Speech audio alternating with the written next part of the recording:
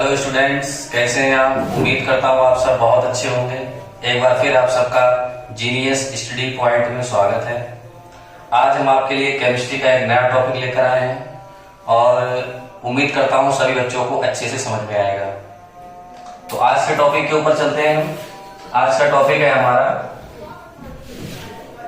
चुंबकीय आघूर्ण। तो आज का टॉपिक जो हमारा रहने वाला है वो है चुंबकीय आघूर्ण। तो किस तरीके से हम चुंबकीय आघूर्ण का मान निकालेंगे ये आप लोगों को देखना है।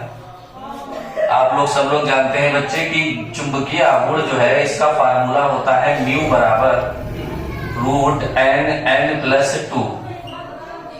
ठीक है, इस फार्मूले से हम म्यू यानी चुंबकीय आघूर्ण होता है जिसका हमें मान निकालना है।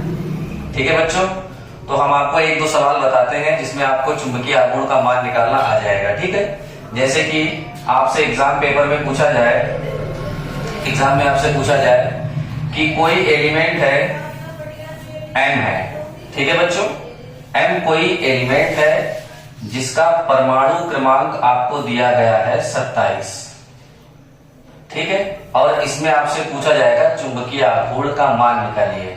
लेकिन इसकी कंडीशन ये है कि इस m एलिमेंट ने 2 इलेक्ट्रॉन किसी को ऑलरेडी दे दिए हैं।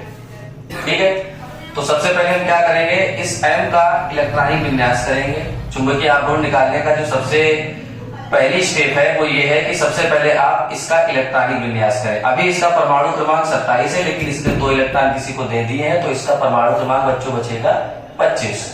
ठीक है, तो m बराबर हम निकालते हैं। m बराबर फार्मूला आपका होता है म्यू बराबर n+2। तो सबसे पहले इसका हम इलेक्ट्रॉनिक विन्यास करते हैं बच्चों। इसका परमाणु क्रमांक बचेगा 25। ठीक है, इलेक्ट्रॉनिक विन्यास करने पर 1s2 2s2 2p6 3s2 3p6 3d। अब सबसे पहले यहाँ पर आप गिनती काउंट कर लेंगे कि कितनी हो चुकी है। 2 4 10 2 12 6 18 हो चुके हैं और आपको 25 तक करना है। 18 और कितने आपको करना है, तो 18 और ये आपका हो गया 3d 10।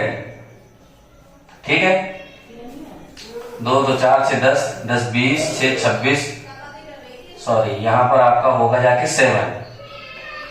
ठीक है बच्चों, अंतिम इलेक्ट्रॉन हमारा आता है 3d 7 में।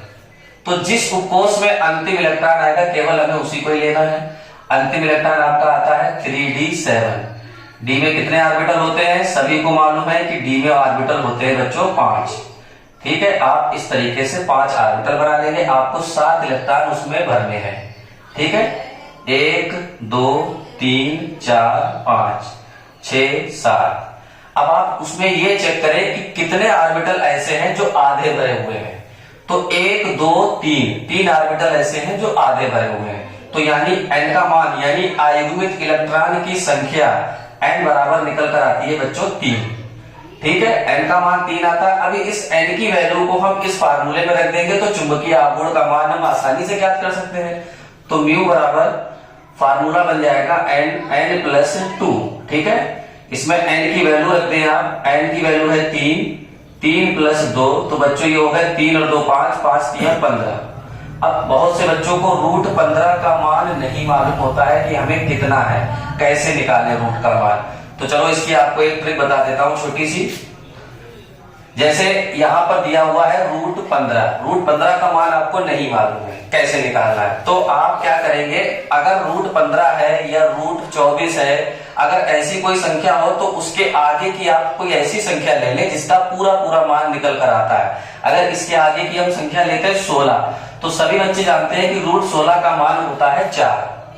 ठीक है, तो हमने क्या करा, √15 में एक संख्या बढ़ाई है, √16 मान लिया है। ठीक है, जो एक संख्या हमने बढ़ाई है उसको क्या करेंगे, हम घटाएंगे। √16 का मान बच्चों कितना होता है, 4 होता है। 4 - 1 अपान जो संख्या आई निकलकर रूट का मान 4, इसका 2 गुना कितना हो गया, 4 दूनी 8। अब इसको आप सॉल्व कर लेंगे बच्चों। 8 चौक 32, 1 घट जाएगा तो कितना बचेगा, 31। 31/8। अब जब इसको आप भाग करेंगे तो आपका आंसर आ जाएगा 3.87। ठीक है बच्चों, तो यहाँ पर हमारा म्यू का मान जो है वो √15 है। इसका मात्रक कितना निकल कर आएगा, 3.87। ठीक है, ये हमने आसानी से म्यू का मान बच्चों ज्ञात कर लिया। ठीक है, लेकिन अभी सवाल यहाँ तक कंप्लीट नहीं हुआ है। अभी आपको चुंबकीय आघूर्ण म्यू का जो मात्रक है वो लिखना है।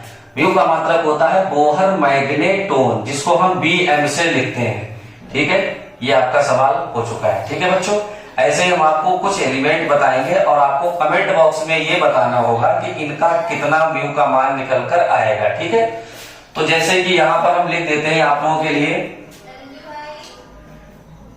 टाइटेनियम 3 पॉजिटिव, इसके अलावा मैग्नीज 2 पॉजिटिव और इसके अलावा यहां पर बच्चों हम लिख देते हैं Cu 2 पॉजिटिव। ठीक है बच्चों, इन तीनों एलिमेंट का आपको चुंबकीय आघूर्ण ज्ञात करके कमेंट बॉक्स में बताना है और साथ ही साथ ये बताना है कि इन तीनों में सबसे ज्यादा चुंबकीय आघूर्ण किसका होगा, टाइटेनियम का, मैग्नीज का या फिर कॉपर का। ठीक है, आप सभी लोग इसका ज्ञात करके कमेंट बॉक्स में बताएंगे। ठीक है बच्चों, उम्मीद करता हूँ वीडियो आपको अच्छी लगी होगी। अगर वीडियो अच्छी लगी हो तो वीडियो को सब्सक्राइब करें, लाइक करें और ज्यादा से ज्यादा शेयर करें।